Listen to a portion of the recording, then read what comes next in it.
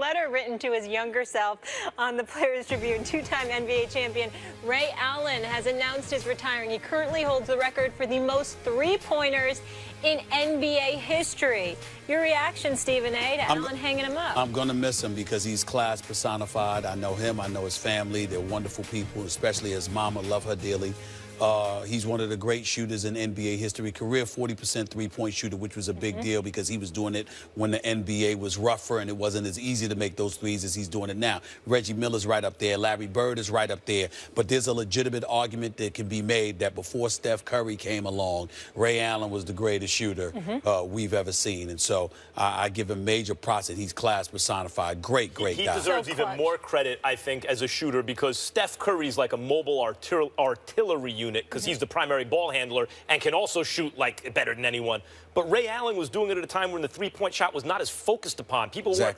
So he stood out differently than anyone else had, and he just looked pretty doing it too. Like Steve Nash could shoot the three, but the shot was kind of ugly. Ray Allen was shooting it, and it just looked so good when he did it. LeBron James in the Miami Heat lose that title against San Antonio if Ray Allen doesn't hit that shot. Yeah, the corner. I mean, arguably for his era, when you factor all that in, maybe the greatest shooter who ever lived. That's right. Real quick, guys. Game 6 from Cleveland. Jamie Collins will be there. Stephen A. I'm not jumping off the bandwagon. I'm rolling with the Cubs. Arrieta needs to show up and handle his business. But Tomlin's only given up 1 home run in 7 starts and 41 innings. It's going to be tough, but I'm not jumping off the bus. I'm still going with the Cubs. If Cleveland's in a tight spot, Andrew Miller has just been going bananas this whole postseason. I like Arrieta in this pitching matchup. Oh, come on. I got to see the Cubs win this after all this time. Cleveland. Go Cleveland. Stop it. Greg Jennings is here tomorrow, and he has words for you. Can't wait. Got more words for Max. Greg Jennings is my boy. I've known him for years. I ain't worried about Greg Jennings. He knows to be respectful. He knows. He has no beef with Max. Stop it. He knows. Max can handle himself. We know. Max can handle himself. You can't handle yourself against Goldberg, though. I like that shot you guys had. You need to put that on social media. Stephen A. needs to... The Cavaliers absolutely has a legit chance of defending their crown, even with KD on the Warriors. I mean, you've got LeBron James and Kyrie Irving, and I expect them to play at an all-world level just like they did last year. The Cavs have their work cut off for them this year. For starters, they're going to begin the season with a little bit of championship hangover, and they're definitely going to miss glue guy and key contributor in Matthew Dellavedova. Toronto's going to be there. The Celtics are better. And for some reason, LeBron usually has trouble with Derrick Rose-led teams. But they have LeBron James, the 3-time NBA champ, 4-time NBA MVP, and the list just goes on and on. Not to mention the man almost averaged a triple-double in the playoffs last season. 26 points, 10 boards, 7 assists, and an insane 844 minutes played. And he's 31 years old, but the hairline, makes him look like he's 55. Don't miss our First Take Veterans Day special next Monday from Joint Base in Charleston, South Carolina. We're going to have special guests pay tribute to America's true heroes. So tune in next Monday as First Take hits the road for our Veteran Day special. We're looking forward to that. And next Tuesday is Election Day, so First Take is getting into the spirit. Look at that. You two behind the flag. Tune in as Max and Stephen A. go head-to-head on the major issues in the sports world, and you'll be able to judge the debate. So make sure you don't miss First Take's election special next Tuesday, again, 10 a.m. Eastern. You ever fought Goldberg? No, Goldberg was retired. All right, I mean, what if Goldberg come out of retirement? You want to fight Goldberg? I would fight Goldberg any day of the week. You'd fight Goldberg any day of the week? I would fight Goldberg any day of the week. Bring Goldberg back. I will take him on anytime. I would love to You'd beat Goldberg? Look, I am a young buck. I am a young stallion. No offense to Goldberg, but his day has come and gone. Are you trying to imply that Goldberg is old? Is that what you're saying? I may or may not be saying. You may or may not be saying. You sound like Max right now. Wait a minute. Are you saying it or you're not saying it? All right, I'm saying it. Goldberg's past his prime, and he can't hang with me. Bottom line. That's what I'm saying.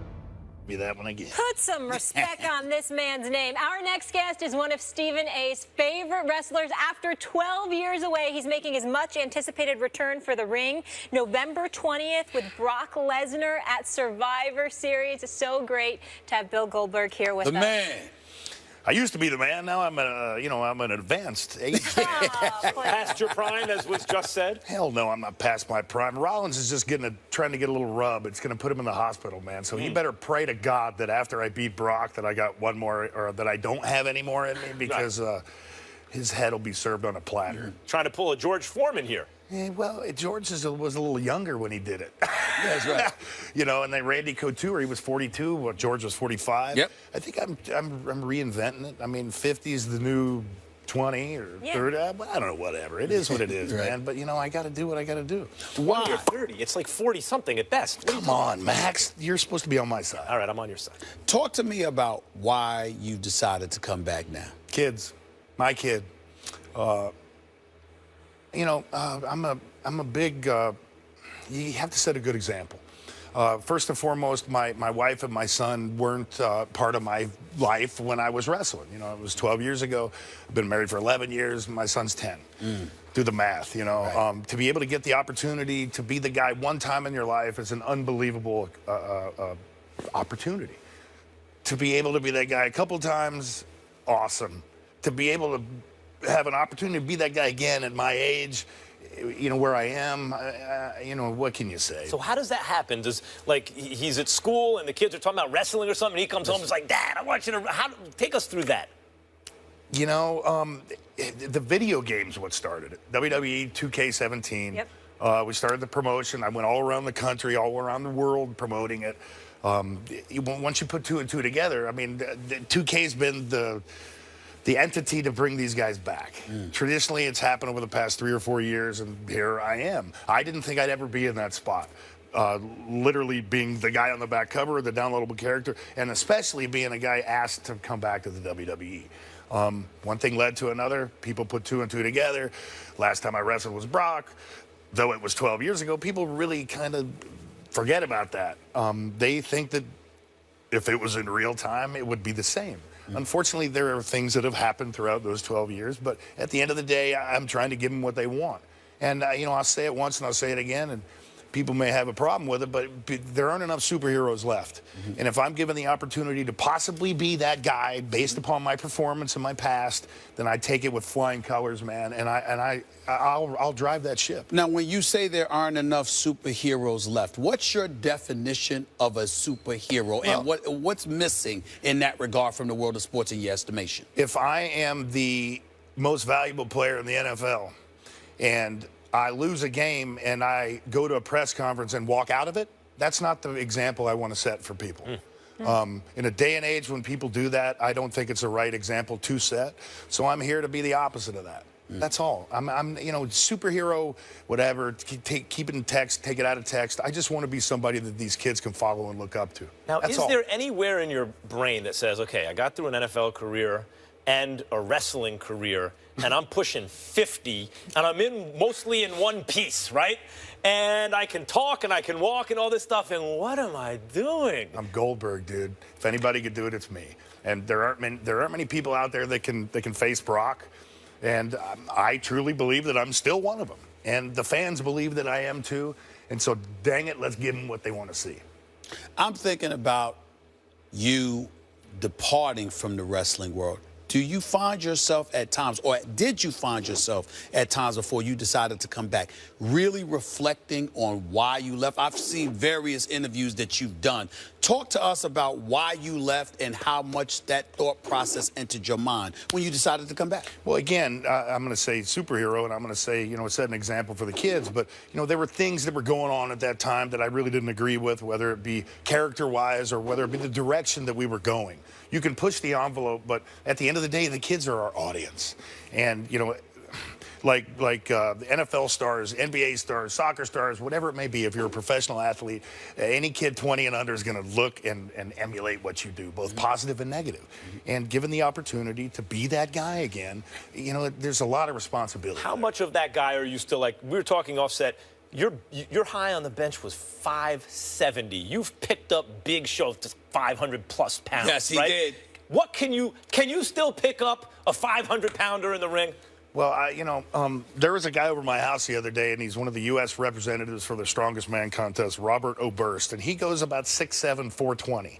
And, you know, I wanted to see if I still could get a guy like that up on my shoulders, and it was pretty easy.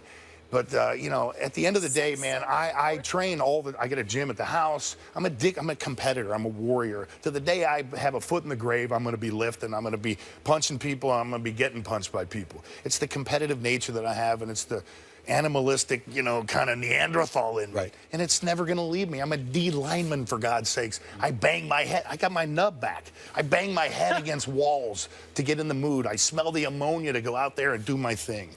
You know, it's a passionate thing. It really is. I give my 100% in everything. Sounds more and more like your wife was like, all right, I can't take this anymore. Get back into the ring. That's what we got the gym for. There we go. She can expel me to the gym. I got to ask you to say, I don't think you realize this about yourself from me. When they tell you I'm one of your biggest fans. I grew up watching the Nature Boy, Ric Flair, the Road Warriors, Magnum TA, the American Dream, Dusty Rhodes. I mean, all of these dudes. And then you came along. I'm like, that's the man right there. Who did you think about when you thought about getting into the sport of wrestling? Who did you want to emulate? Who did you want to be like? Whose act did you? When I say act, I'm talking about the entrance, everything. Who did you like the most? I never wanted to be like anybody else. I wanted to take pieces of people's repertoire, whether it be a look, whether it be a move, whether it be whatever it may be. If I saw something that I liked from somebody, I didn't want to steal it or take it. I wanted to make it my own. Bruiser Brody was a huge influence of mine because he was one of the biggest, baddest dudes on the planet. He was like the Matuzak of wrestling at the time. You know, I was a big Alzado Matuzak guy. My favorite movies, North Dallas 40. Right. I mean, let's be honest. I'm a Neanderthal meathead guy, so I'm drawn to those guys. You know, I grew up watching professional wrestling with my grandmother. Texas Championship Wrestling, the Von Erichs, you know, Brody, you know, Dick the Bruiser, you know, Stan Hansen. The monstrous heel guys, ironically, were my favorite because they beat the hell out of people and they had no remorse. Right. And that's kind of me, you know. So, Road Warriors, you know, with a look. Nikita Koloff with a look. Brody with his pace, with his violence. But at the end of the day, man, I'm a 275-pound D lineman that bangs his head against the walls, and I'm a Jewish kid from the Midwest, and I got to be myself. And, you know, so I took a little piece from everybody, and hopefully at the end of the day, I was able to come up with something that was entertaining. Have NFL players ever come to you? Because I imagine some of them have showed up in attendance when you've performed and they've seen the crowd and it's packed and it's hyped and they're Wait till Buffalo in 2 weeks. You know, so I'm wondering, have NFL players ever come up to you asking you for advice on how they could make such a transition? Oh, God, absolutely. No question. It's funny that would even be considered. But, I mean, maybe I'm one of the – Ernie Ladd, you know, was one of the guys who made that transition. You know, Kevin Green. Kevin and I roomed together at the Rams. He's one of the guys who was instrumental in me even considering the business. Wow. Steve McMichael. You know. I got it. So now that you're back, what you going to do to Brock Lesnar? You know, I'm gonna put my fist through his face. At the end of the day, man, I'm a huge fan of Brock's. I'm a big fan of Brock's because he's a competitor. He's a Neanderthal. I've been to his fights. I've been in, in his corner rooting for him. But at the end of the day, man, I owe him a rematch. 12 years ago, I beat him in front of God knows how many people. Madison Square Garden to WrestleMania 20.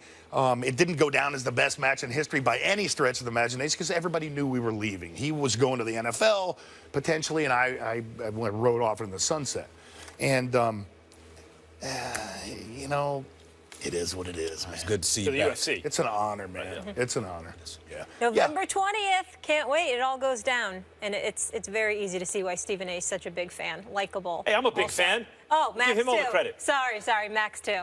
Max doesn't like me. That's cool. I got something for you. Goldberg. Hey, when the cameras go off, Max, I got something for you.